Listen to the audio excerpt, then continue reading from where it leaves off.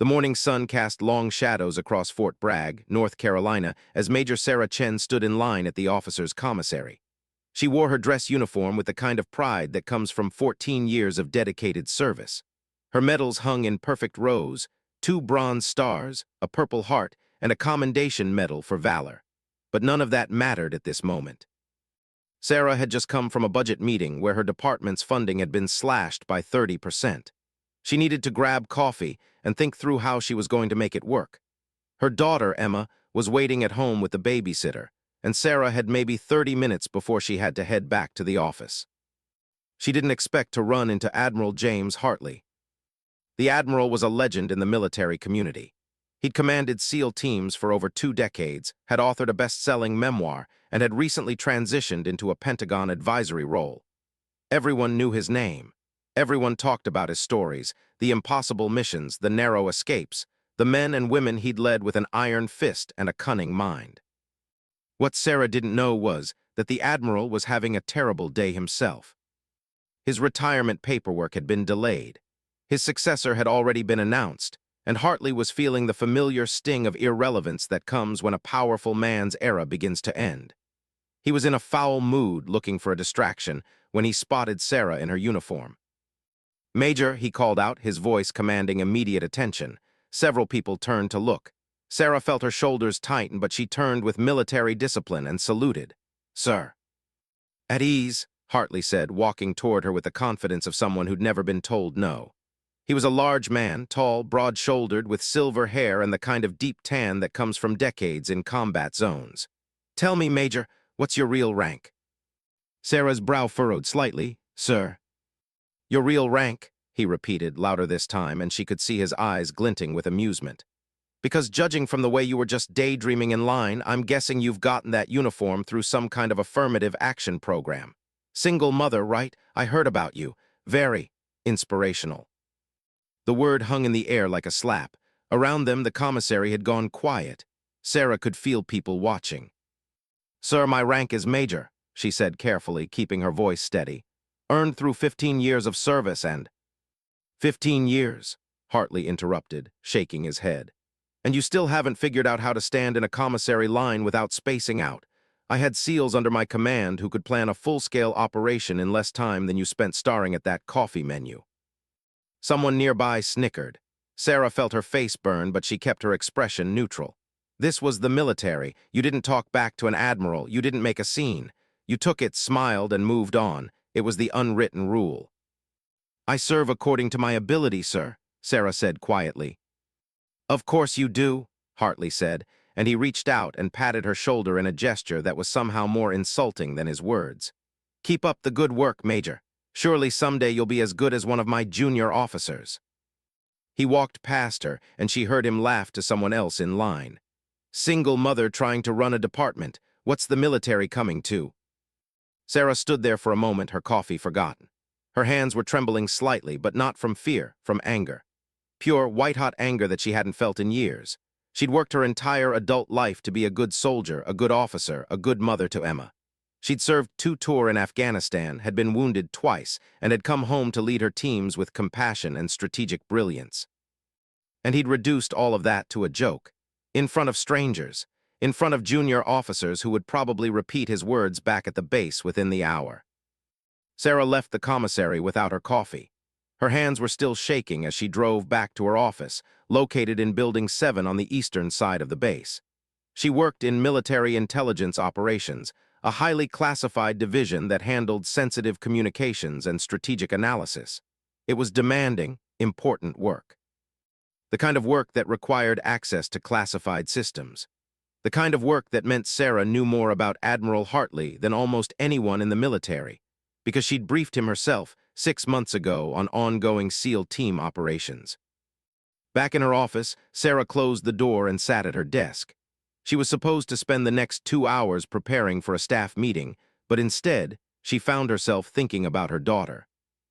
Emma was 8 years old. She was smart, kind, and already starting to feel the weight of having a mother who worked too many hours. Last week, Emma had asked her, "Mommy, why do you have to go away so much?" Sarah had tried to explain about duty and honor and protecting people, but the truth was simpler and more painful. Sarah had believed that hard work would earn her respect. That excellence would speak for itself. But people like Admiral Hartley didn't respect women like her. They tolerated them. They made jokes about them. Sarah pulled up her classified email system and stared at the screen. In her job, she had access to the kind of information that could make or break careers. She knew about operations that had gone wrong, about decisions that had cost lives, about inconsistencies in official reports. Specifically, she knew about Admiral Hartley's last SEAL team deployment, the one where a mission had gone badly sideways, the one where 2 men had been captured and held for 3 weeks, the one where the official report said the men had been rescued successfully and suffered no lasting harm. Sarah knew the truth was very different. She'd seen the classified medical records. She'd read the psychological evaluations. She'd seen the memo recommending a full investigation into Hartley's command decisions, a memo that had somehow disappeared from the official record 6 months ago. Right around the same time Hartley had been promoted to his advisory role. Her hands hovered over the keyboard. All she would have to do was send one email to the right person with the right attachments. She could expose him. She could ruin him. Sarah took a deep breath and closed her eyes. For a long moment, she sat in silence in her office, listening to the hum of the air conditioning and the distant sounds of base life outside her walls. Then slowly, she opened her eyes and did something that would change everything. She picked up her phone and called her daughter. "Hi, baby," she said when Emma answered. "How was your morning?" For the next 10 minutes, Sarah talked to her daughter about homework and lunch and the butterfly Emma had seen in the backyard. And as she listened to her little girl's voice, Sarah made a decision. She wouldn't do it for revenge. She wouldn't do it for herself. But she would do it for every single mother, every immigrant, every person who didn't fit the Admiral's image of what a soldier should look like. She would do it because the truth mattered more than her career. She would do it because Emma was watching, somewhere in the back of Sarah's mind, seeing what her mother would choose. Sarah hung up with her daughter and got back to work, but this time she wasn't preparing for a staff meeting. She was preparing for war, the quiet kind, fought with documents and evidence and the unshakable knowledge that she was right. Admiral Hartley had made a terrible mistake that morning in the commissary. He'd underestimated a woman he'd dismissed as weak. He'd challenged someone who had nothing left to lose but everything to gain. Sarah Chen was about to remind the entire United States military why she would one day become known as the Silent Reaper. And it would start with a single email. The next 72 hours were the most careful, calculated period of Sarah's life. She couldn't afford to make a single mistake. First, she secured the evidence, not by hacking anything. That would have left a trail.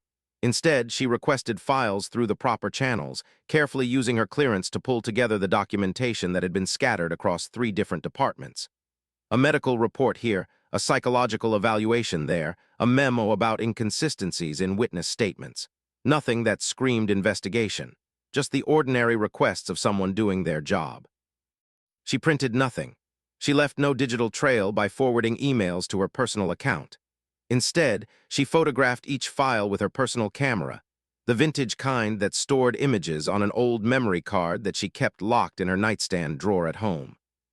Sarah told no one, not her best friend Major Lisa Torres, who worked in the office next to hers, not her mother who helped with Emma's after-school care, not anyone. Instead, she went about her work as if nothing had happened. She smiled in meetings. She made jokes. She even ran into Admiral Hartley once in the hallway, and she saluted with perfect respect, her face a mask of military professionalism. But at night, after Emma was asleep, Sarah sat in her small living room in the officers' housing complex and reviewed the evidence. Page by page, photograph by photograph, she built a timeline. 15 months ago, Admiral Hartley had led a covert operation in Yemen. The official objective was to retrieve a high-value target. The official result was a complete success. But the classified reports told a different story. 2 SEAL team members, Lieutenant Marcus Webb and Petty Officer Kyle Reynolds, had been captured during extraction. For 21 days, they were held in a facility in Sana'a. The men were eventually rescued, but the cost was higher than anyone in the official record acknowledged. Lieutenant Webb had suffered a traumatic brain injury. The medical report, buried in a file marked for limited distribution, indicated that the injury had left him with permanent cognitive impairment. He could no longer serve as an officer.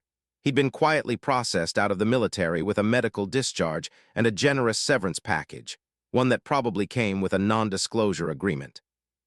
Petty Officer Reynolds had experienced severe psychological trauma. The psychiatric evaluation recommended extended therapy and a mandatory leave from active duty. But instead of following protocol, Admiral Hartley had pulled strings and kept Reynolds in the field for 6 more months. According to the medical records, Reynolds had attempted suicide twice during those 6 months. And in his final performance evaluation, Hartley had written that Reynolds was emotionally unstable and unfit for command-level operations. In other words, Hartley had deliberately undermined an officer he'd put in harm's way, then blamed Reynolds for the trauma he'd suffered. Sarah found the original recommendation for an investigation into Hartley's command decisions. It was dated 8 months ago. It was marked with a red stamp. Closed, no further action approved by Admiral J. Hartley. He'd closed the investigation into himself. With trembling hands, Sarah photographed the last document. Then she locked her camera away and tried to get some sleep. The next morning, Sarah did something that surprised herself. She made an appointment with the base's mental health clinic. "I'm having some stress-related issues," she told the psychiatrist, Dr. Lisa Chen, who happened to share Sarah's last name, though they were not related. "Work-related anxiety. I wanted to talk to someone about it." Dr. Chen was professional, kind, and entirely unaware that Sarah wasn't there to be helped. Instead, Sarah was building a paper trail, because she was going to need witnesses. She was going to need people who would remember her reaching out for help, who could testify later that she was emotionally stable, that her concerns were legitimate, and that she had sought proper channels for dealing with her stress. "What's causing you the most anxiety?" Dr. Chen asked, making notes. "Witnessing unfair treatment in the workplace," Sarah said carefully. "Seeing people's hard work discounted or minimized, feeling like the military has standards for some people and different standards for others." Dr. Chen nodded sympathetically. "That's a common frustration. Have you talked to your chain of command about these feelings?" "Not yet," Sarah said. "I wanted to work through my feelings first." Over the next 2 weeks, Sarah had 3 more sessions with Dr. Chen. Each time, she carefully planted the seeds of concern, not directly about Hartley, but about systemic unfairness, about people being held to different standards, about the importance of accountability. She was, in effect, building testimony without revealing her true purpose. Meanwhile, she made another move. She contacted an old friend from her Afghanistan deployment, now retired and living in Raleigh with his wife. Captain David Morris had been one of her closest friends in the military, and he'd always been scrupulously honest about his career. She met him at a coffee shop off base, carefully choosing a public place where they wouldn't be noticed and wouldn't draw attention. "I need your help with something," Sarah said after ordering her coffee. "But I need you to understand that I can't tell you what it is. Not yet, maybe not ever."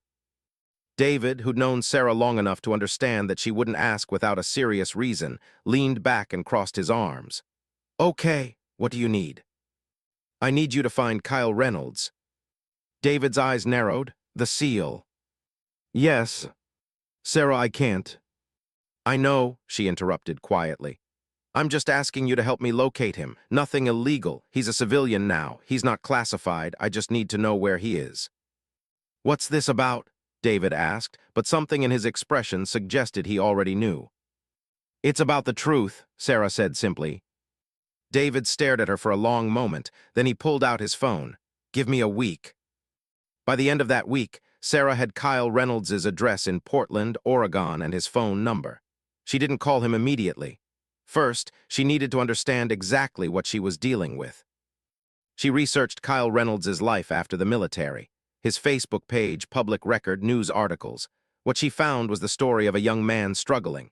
He'd tried to start a contracting business, failed. He'd moved back in with his parents, brief, then moved out. He'd cycled through 3 different jobs in 4 years. His LinkedIn profile showed long stretches of unemployment. But there was one constant. Kyle Reynolds was alive, not thriving, not happy, but alive. And that, Sarah realized, was significant, because if Hartley's decisions had broken him completely, Kyle might not be alive at all. On a Friday evening, after Emma was asleep, Sarah made the call. A man answered on the third ring. His voice was cautious. "Hello." "Is this Kyle Reynolds?" Sarah asked. "Who's asking?" "My name is Major Sarah Chen. I'm in the Army. I work in military intelligence. I was wondering if I could talk to you about your time with Admiral James Hartley." There was a long silence. "I don't want to talk about that," Kyle said finally. "I signed papers I can't." "I know about the non-disclosure," Sarah said quickly. "I'm not asking you to break your agreement, but I need to know something, and I think you might be the only person who can tell me the truth." "Why?" Kyle asked. "Why would you care?" Sarah thought about that morning in the commissary. She thought about Emma asking why Mommy had to work so hard. She thought about every woman in the military who'd ever been told she didn't belong.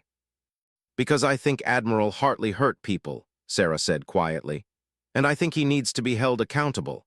I think you deserve to have the truth told about what happened, and I think maybe we can do that together." Another long silence. "If I talk to you," Kyle said slowly, "it has to be off the record, and you have to promise me something." "What?" Sarah asked. "Promise me you'll finish what you're starting.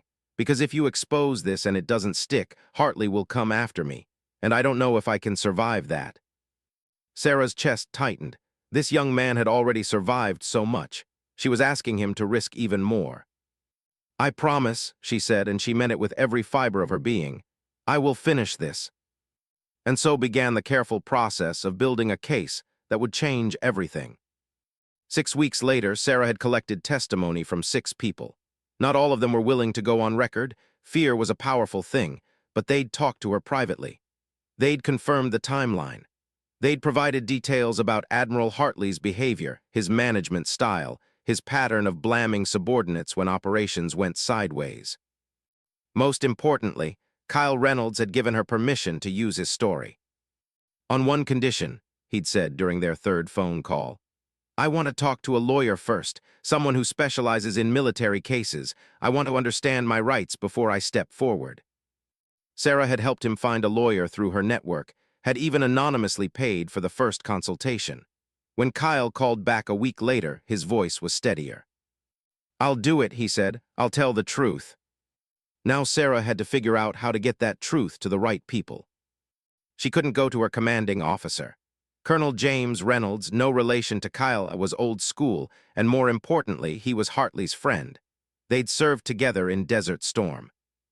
She couldn't go to the base IG, the Inspector General's office, because the IG was technically under the same command structure that Hartley had influence with. No, Sarah needed to go higher. She needed to go somewhere that Hartley couldn't touch. She needed to go to the Congressional Armed Services Committee. Sarah had attended a military ethics seminar the year before where a representative's aide had given a presentation on how military members could report misconduct to Congress. Sarah had even kept the woman's business card in her desk drawer. She'd never thought she'd actually use it. Now she called that number. The woman's name was Jennifer Walsh. She worked for Representative Margaret Hamilton, a congresswoman from North Carolina who sat on the Armed Services Committee. Jennifer listened carefully as Sarah, speaking very carefully about what she could and couldn't say, outlined her concerns. "This is serious," Jennifer said.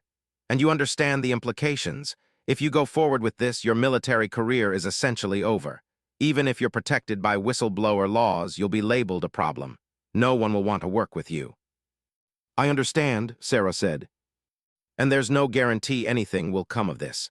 Admiral Hartley is a decorated officer. He has friends in Congress. He has a book deal.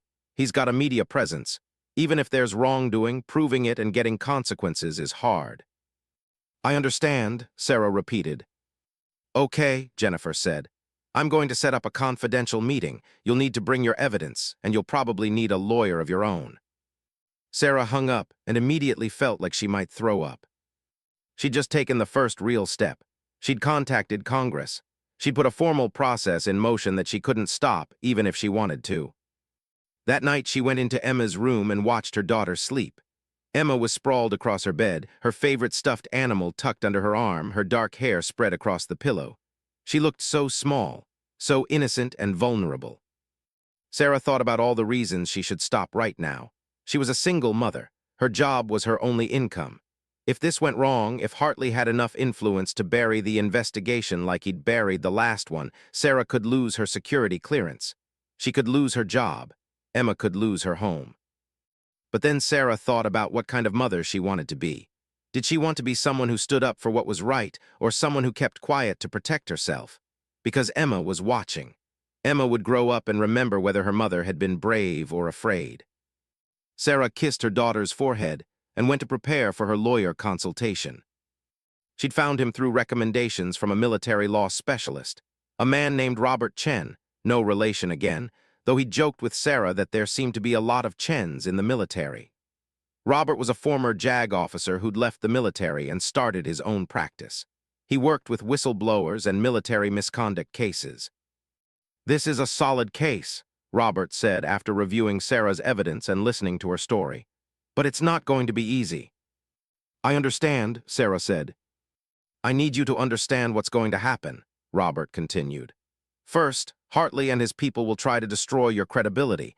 They'll dredge up anything they can, any medical issue, any family problem, any statement you've ever made that can be twisted.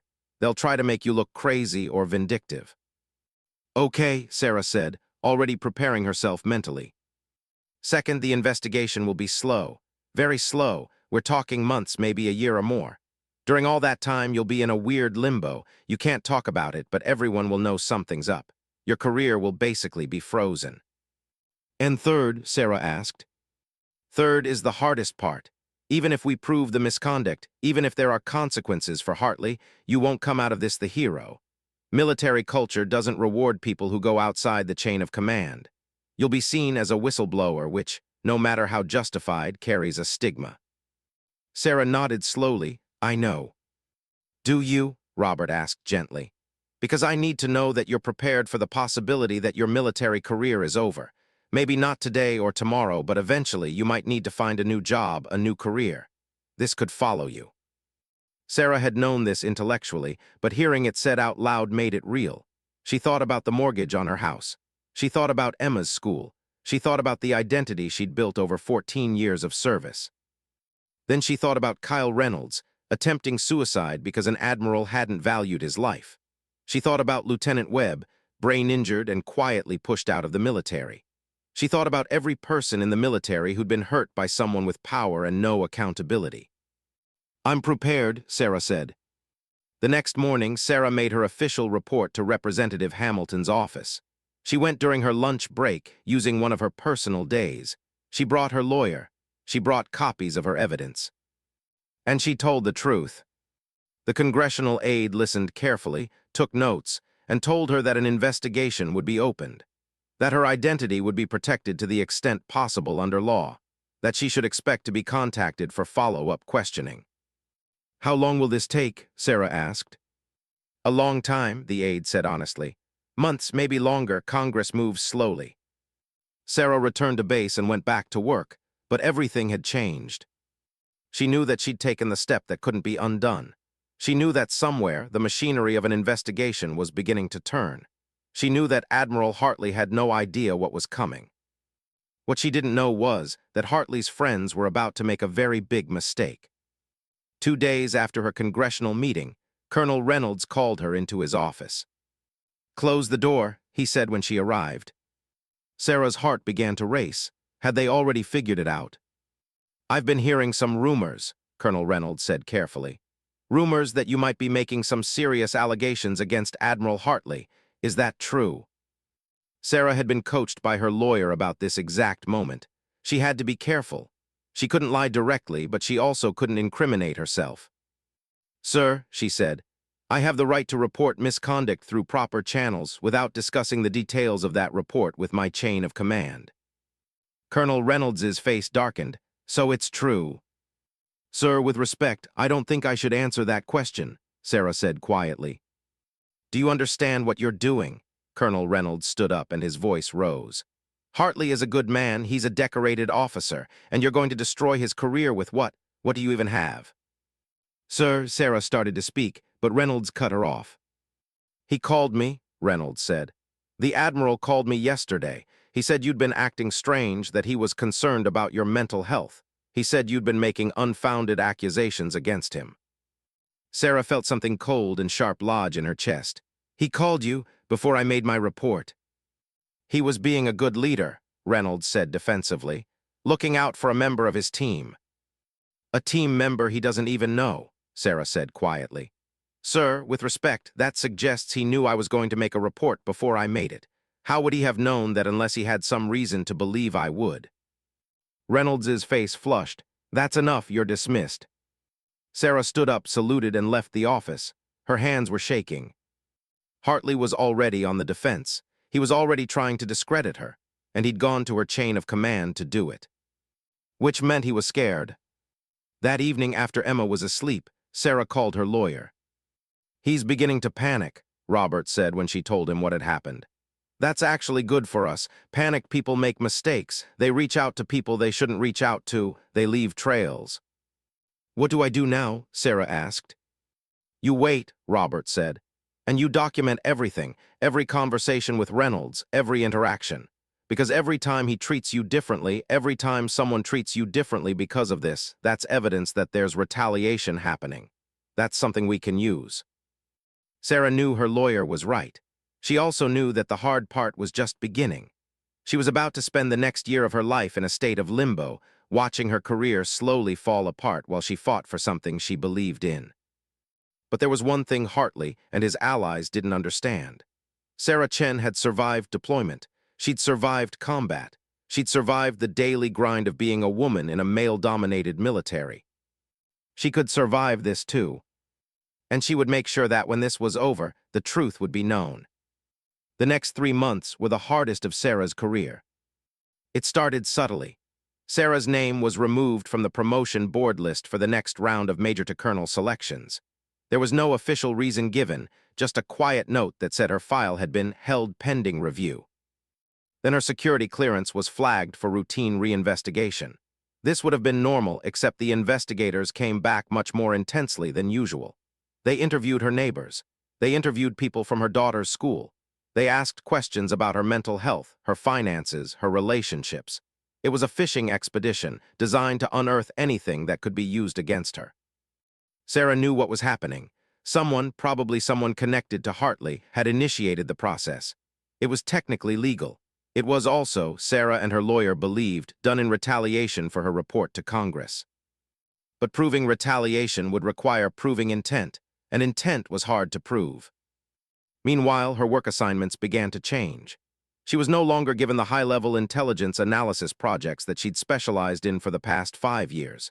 Instead, she was shuffled to administrative work, data entry, file organization, the kind of tasks that any junior enlisted person could do. Her performance evaluation, which was due that April, was delayed, repeatedly. And in the officers' club one evening, Sarah overheard a conversation between 2 colonels. They were talking about her, laughing. Poor thing, one of them said. Making accusations against someone like Hartley, she's going to end her career with nothing to show for it. Yeah, the other said. And for what? Who's going to believe her over him?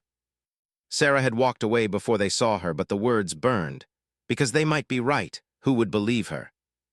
Then one afternoon, a junior officer named Captain Thomas Webb came to her office. His hands were shaking slightly. I shouldn't be here, he said quietly, closing the door behind him. But I need to talk to you about something. Sarah gestured for him to sit. What's this about? It's about Admiral Hartley, Captain Webb said, and Kyle Reynolds. Sarah's entire body went still. Go on. Kyle Reynolds is my cousin, Webb said. We grew up together. After Kyle left the military, he was a mess. Really messed up. For a long time, I didn't know why. Kyle wouldn't talk about it. But after your name started appearing in rumors around the base, I put it together. You're looking into Hartley, aren't you? I can't discuss that, Sarah said carefully. You don't have to, Webb said. I'm here to tell you that Kyle is willing to go on record. He's willing to testify to Congress if it comes to that. But he wants protection. He's scared of what Hartley might do.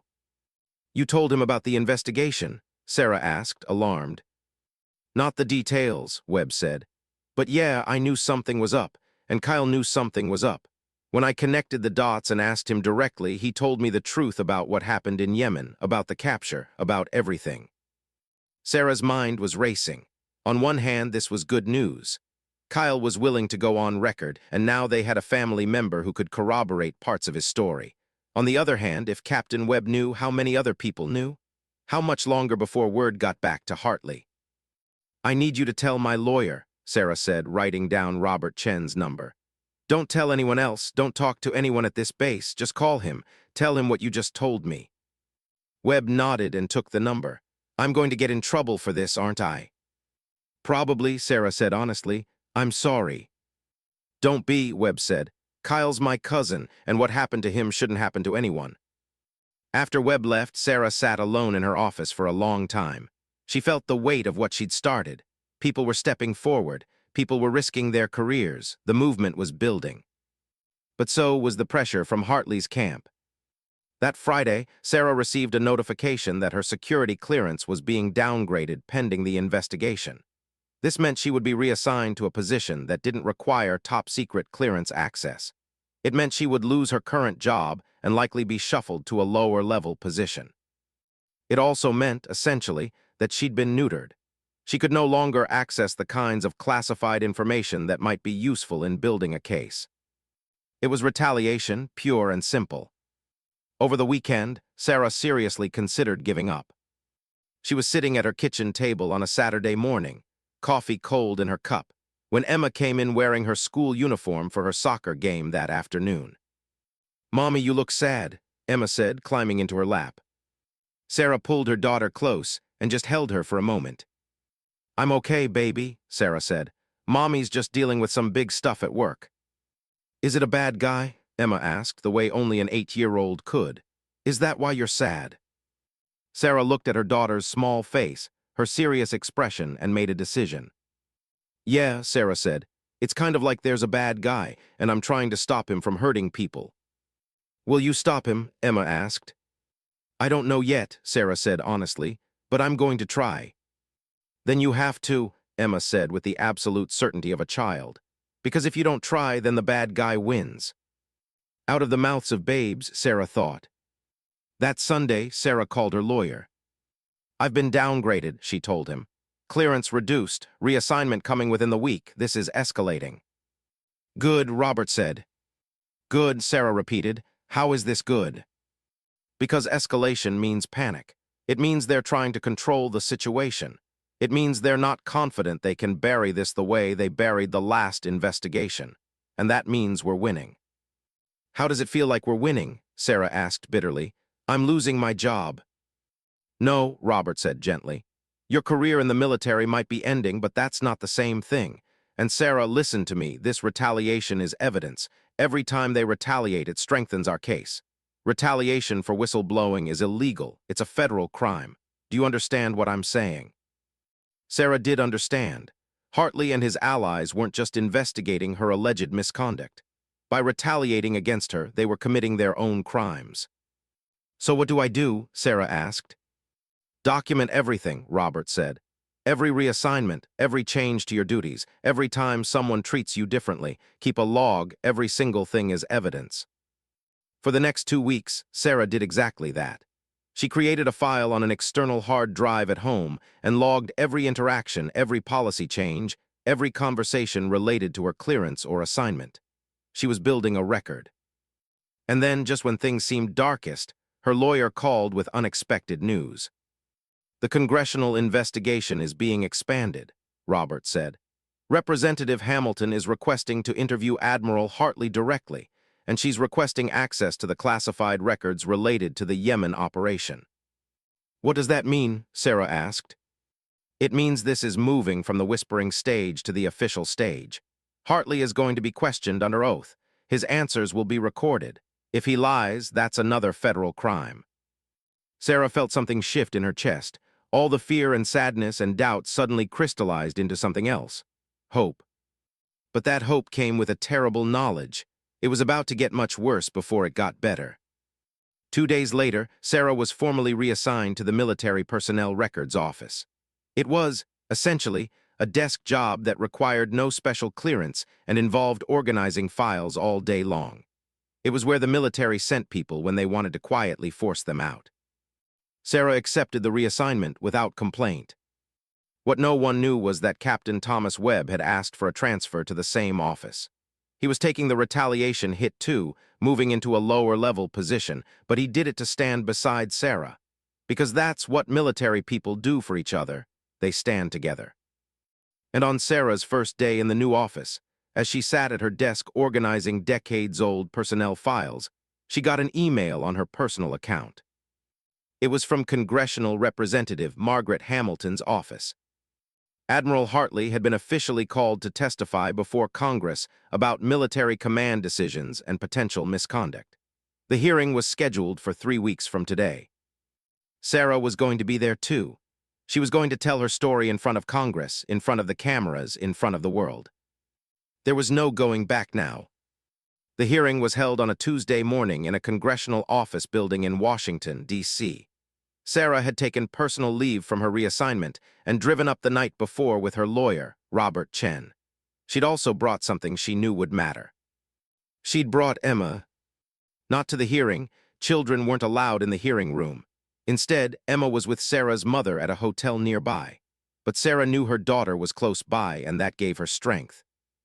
At 6 in the morning, Sarah stood in front of the mirror in her hotel room wearing her dress uniform. She'd removed her name tapes but kept all her medals on, every single one. They were her voice when words might fail her. "You ready?" Robert asked, coming out of the adjoining room. "No," Sarah said honestly, "but I'm doing it anyway." The hearing room was smaller than Sarah had expected. There were cameras, though lots of them. Press representatives lined the back. She could see C-SPAN broadcasters setting up equipment. Representative Margaret Hamilton was a woman in her 60s with gray hair and sharp eyes. She'd served in the Army herself, decades ago, and had the bearing of someone who'd given a substantial portion of her life to service. She'd also read Sarah's complete file. "Major Chen," Hamilton said once everyone was seated, "thank you for coming today. I know this hasn't been easy for you." "Thank you for the opportunity to speak, Representative," Sarah said. Her voice was steady. She'd practiced this moment 100 times in her head. "Can you walk us through your concerns about Admiral Hartley's command decisions during the Yemen operation?" Hamilton asked. And so Sarah told her story. She spoke about the classified medical records, the psychological evaluations, the lives disrupted by decisions made in the field. She spoke carefully, never crossing the line of classified information security, but making the truth undeniable. She spoke about Kyle Reynolds, about Lieutenant Webb, about young soldiers who'd been broken by circumstances beyond their control and then abandoned by the person who was supposed to protect them. She spoke about the investigation that had been opened and then closed by the Admiral himself. She spoke about the pattern of behavior that suggested systemic retaliation against anyone who questioned his decisions. And she spoke about that morning in the commissary, when Admiral Hartley had mocked her, dismissed her, and tried to make her small. "Why did you decide to report this?" Representative Hamilton asked. "You knew it would cost you your career." Sarah thought about Emma. She thought about every girl watching this hearing, seeing what a woman who stood up for what was right looked like. "Because I couldn't not report it," Sarah said simply. "Because the truth matters more than my career. Because there are people in this military who have been hurt and deserve to know why. And because if I didn't do this, I'd be teaching my daughter that it's okay to stay quiet when you see injustice." Later, when it was Admiral Hartley's turn to testify, he came in with his full uniform, his medals, his bearing of command. He looked like exactly what he was, a man used to having power and no intention of relinquishing it. But the cameras caught something else. They caught the moment when Hartley realized that his word alone wasn't going to be enough anymore, when he understood that there were documents, records, testimonies. When Representative Hamilton presented him with the classified medical files that Sarah had discovered, Hartley's face went white. "Sir," Hamilton said, "can you explain why these files showing that Lieutenant Webb suffered a traumatic brain injury, a finding that should have triggered an immediate command review, appear to have been filed in a location where routine oversight would not find them?" Hartley started, but Hamilton cut him off. "And can you explain why the recommendation for a full investigation into your command decisions was closed by you personally, without following the required review procedures?" "That's classified," Hartley said, but his voice had lost its authority. He sounded like a man grasping at straws. Not to this committee, sir, Hamilton said. And not to the American people. We have a constitutional responsibility to provide oversight of military operations. And what I'm seeing here is a pattern of individuals being hurt and then silenced. Is that accurate? The hearing continued for 2 more hours. By the end, Admiral Hartley had been forced to admit that he'd failed to follow proper procedures, that he'd closed an investigation without justification, and that his decision-making in Yemen had resulted in casualties that could have been prevented. He didn't admit wrongdoing, but he also couldn't deny the facts. By evening, the story had spread across every major news network. SEAL Admiral faces misconduct charges, read the headlines. Cover-up exposed in Yemen operation. And buried in those stories, sometimes as a sideline, sometimes as the headline, single mother officer breaks Pentagon silence. Sarah's phone started ringing that night. News outlets wanted interviews. Other military officers wanted to talk to her lawyer about similar patterns of misconduct. The Pentagon, scrambling to manage the scandal, called to inform her that a full investigation was being launched into Admiral Hartley's tenure. But the first call Sarah made was to her daughter. "Did you do it?" Emma asked sleepily. "It was past midnight on the East Coast. Did you stop the bad guy?" "We're working on it, baby," Sarah said. "But yes, I think we did something important today." Over the next 3 months, the investigations expanded, not just into Hartley, but into the system that had allowed him to operate with so much impunity for so many years. Congressional committees opened hearings. The Pentagon conducted reviews. Media outlets began investigating other high-ranking officers with similar patterns of behavior. And in the middle of all this chaos, something unexpected happened. Sarah's career didn't end. Instead, she was transferred to the Pentagon's newly created Inspector General's Office for Military Leadership Accountability. She was promoted to full colonel, and she was given the authority and resources to investigate command misconduct across the entire military structure. The humiliation in the commissary had broken something open, and now Sarah was in a position to fix it. 6 months after the hearing, Sarah stood in her new office at the Pentagon and made a phone call. "Hello," Kyle Reynolds answered. "It's Major Colonel Sarah Chen," she said. "I wanted to let you know. Admiral Hartley has retired. He's facing a military tribunal, and you're going to be offered a full medical review and potential reinstatement if you want it." There was a long silence on the other end. "I don't know what to say," Kyle finally said. "You don't have to say anything," Sarah told him. "You were brave, you told the truth. Now the system is finally working the way it was supposed to work." After she hung up with Kyle, Sarah looked at the photograph on her desk. It was Emma, beaming at her soccer game the day after the congressional hearing. Emma had gotten a goal, and Sarah had been there to see it. She thought about that morning in the commissary. She thought about the humiliation she'd felt, the anger, the despair. She thought about that moment when she decided that the truth was worth more than her career. And she realized that she hadn't won because she was stronger, or smarter, or more powerful than Admiral Hartley. She'd won because she'd been brave enough to use her power for something other than protecting herself. 3 years later, Sarah Chen published a memoir titled Silent Reaper: How One Officer's Stand Changed Military Culture. The book became a bestseller. Every penny she made from it, Sarah donated to organizations supporting military families and trauma survivors. She also established the Webb Reynolds Foundation, in honor of the 2 young men whose injuries had sparked her investigation. The foundation provided mental health support and career transition assistance for military members struggling with the aftermath of combat trauma and command failure. But the thing Sarah was most proud of wasn't the book, or the foundation, or the awards she received for her courage and integrity. It was walking into a room at a military base and seeing young women, ensigns, lieutenants, sergeants, standing taller, speaking up, knowing that they had someone who understood, someone who'd fought for them, someone who believed that women deserved to serve with dignity and respect. That morning in the commissary, Admiral Hartley had tried to break Sarah Chen. Instead, he'd awakened something in her, something fierce and patient and unstoppable. The military had a new name for her around the bases, not Silent Reaper, but the woman who made them listen. And every time a junior officer stood up to injustice, every time someone reported misconduct through proper channels and knew they'd be protected, Every time the system worked the way it was supposed to work. That was Sarah's true victory. Not revenge at all. Justice. And in a world that desperately needed more of it, Sarah Chen became a beacon of light. Emma, now a teenager, watched her mother work, and she understood something that would shape the rest of her own life, that standing up for what's right matters. That one person, armed with the truth and the courage to tell it, can change everything.